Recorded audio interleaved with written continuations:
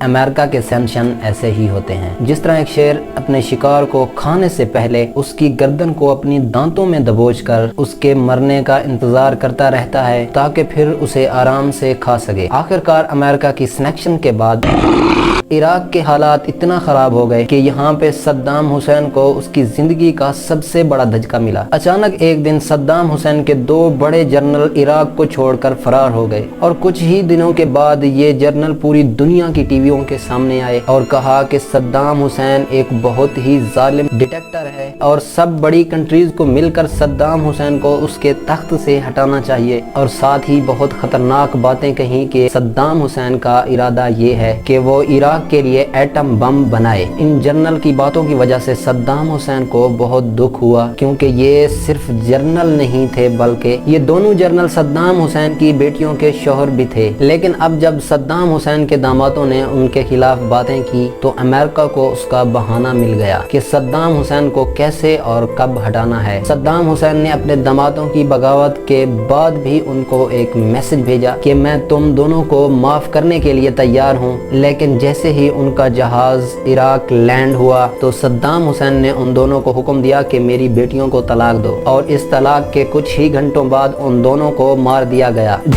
جس کے بہت عرصے بعد صدام حسین کی بیٹی سے انٹرویو لیا گیا، جس پر انٹرویو لینے والے نے پوچھا کہ آپ کے شوہر کو کس نے مارا، کیا آپ کے باپ صدام حسین نے؟ اور اس نے کہا کہ میرے باپ نے نہیں مارا۔ تو پھر انٹرویو لینے والے نے دوبارہ پوچھا تو آپ کے شوہر کو کس نے مارا؟ آپ کے بھائی نے۔ تو صدام حسین کی بیٹی نے کہا ہاں، ہمارے ہسبینڈ کو ہمارے بھائی نے ہی مارا۔ اس کا بھائی مطلب صدام حسین کا بڑا بیٹا خودی صدام حسین، جو کہ عراق کا سب سے بڑا ڈان، جو خود کو اپنے باپ صدام حسین سے بھی زیادہ پاورفل سمجھتا تھا، جس کے ظلم کو دیکھ کر ہالی ووڈ کی بڑی بڑی فلمیں بھی بنی،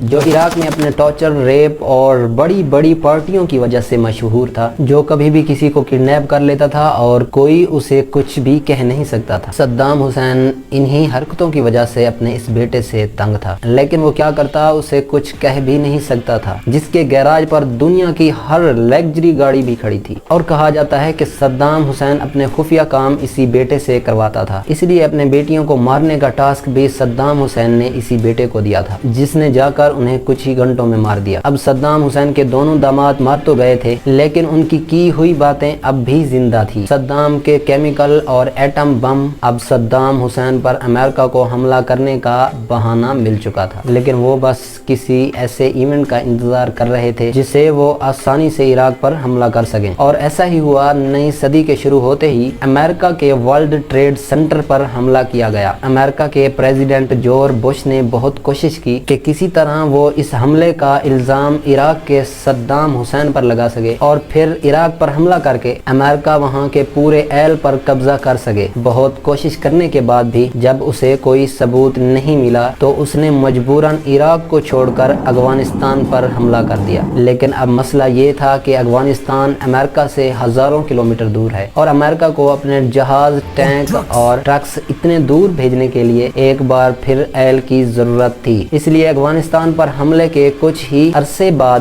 امریکہ ایک بار پھر صدام حسین پر جھوٹے الزام لگانے لگا۔ امریکہ صدام حسین کے اسی داماد کا انٹرویو بار بار چلانے لگا، جس میں اس نے کلیئر کہا کہ صدام حسین کے پاس ایٹم بم اور کیمیکلز ہیں، لیکن یہ سب بالکل جھوٹ تھا۔ UN نے اس بم کو ڈھونڈنے کے لیے اپنی ٹیم عراق میں بھیجی، لیکن پورے عراق میں ایسا کوئی بھی بم نہیں ملا، لیکن پھر بھی امریکہ اپنے جھوٹ سے پیچھے نہیں ہٹا، اور امریکہ جیسے سپر پاور ملک کو روکنے کے لیے دنیا کے عام لوگ سڑکوں پر آئے۔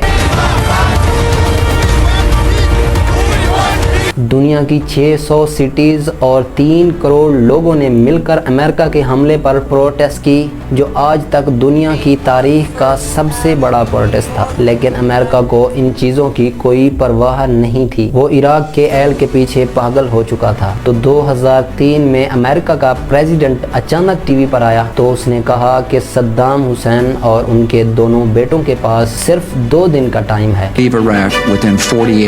وہ عراق کو چھوڑ کر بھاگ جائیں، ورنہ امریکہ ان پر ایسا حملہ کرے گا کہ پوری دنیا انہیں یاد رکھے گی۔ لیکن سپر پاور امریکہ کی دھمکی کے بعد بھی صدام حسین اپنے تخت پر ڈٹا رہا۔ صدام حسین اور ان کے بیٹے عراق کو چھوڑ کر کہیں نہیں گئے اور اب امریکہ کے پاس دوسرا آپشن نہیں تھا۔ امریکہ نے اپنی پوری طاقت کے ساتھ عراق پر حملہ کر دیا۔ امریکہ اور ان کے ساتھیوں نے مل کر عراق پر ہزاروں بم گرائے۔ اب تک صدام حسین اتنا کمزور ہو چکا تھا کہ امریکہ نے صرف 1 مہینے میں پورے عراق پر قبضہ کر لیا۔ یہ دیکھ کر صدام حسین اور ان کے دونوں بیٹوں کو سائیڈ کرنی پڑی، جس کے بعد ہر طرف سے ان باپ بیٹوں کو امریکن فوج ڈھونڈنے لگی اور پورے عراق میں اعلان کیا کہ صدام حسین کے بیٹوں کی سر کی قیمت 15 ملین ڈالر ہے اور ان کے باپ صدام حسین کے سر کی قیمت 25 ملین ڈالر ہے۔ $25 million on the head of Saddam. اب صدام حسین کو ڈھونڈنا تو بہت مشکل تھا، مگر ان کے دونوں بیٹے ایک ساتھ اپنے ہی قریبی دوست کے گھر میں چھپ کر بیٹھے تھے۔ کہا جاتا ہے کہ یہ دونوں بھائی کئی دنوں تک سارا دن ویڈیو گیم کھیلا کرتے تھے۔ جیسے ہی امریکہ نے ان دونوں کی سر کی قیمت 15 ملین ڈالر رکھی تو ان کا ٹرسٹڈ دوست بھی ان پیسوں کی لالچ میں آ گیا